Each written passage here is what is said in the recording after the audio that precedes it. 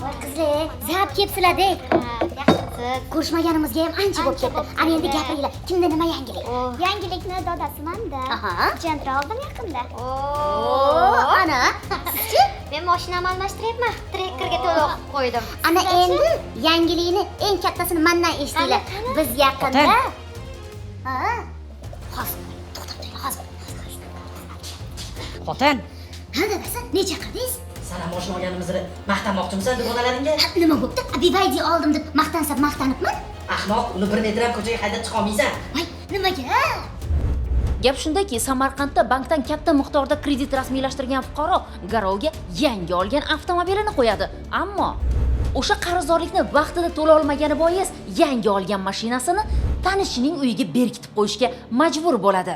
Xususan, byuroning Samarqand tuman bo'limi ish yurituvida bo'lgan qarzdordan bank foydasiga 278 million undirish yuzasidan ijro varaqaga asosan qarzdorga tegishli avtotransport vositasiga qidiruv e'lon qilingan.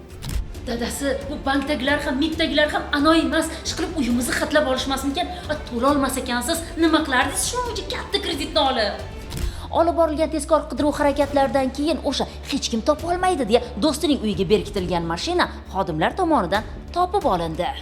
Agarda qarzdorlik bartaraf etilmasa, e-auksion savdolariga chiqariladi va qarzdorlikni qoplashga yo'naltiriladi.